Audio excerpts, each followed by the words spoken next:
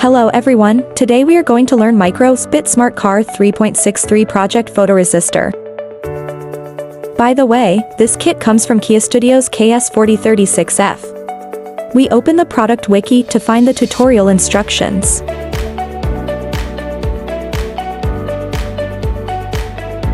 Next, open the browser and search for Micro-Bit web page. Click to enter the official website. Import code from PDF tutorial.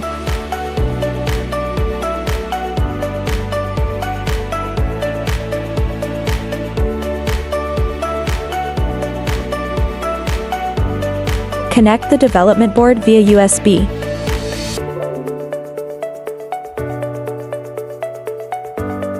After downloading the code, click the Show Device Data button, and the data viewing window will display the values detected by the left and right light sensors.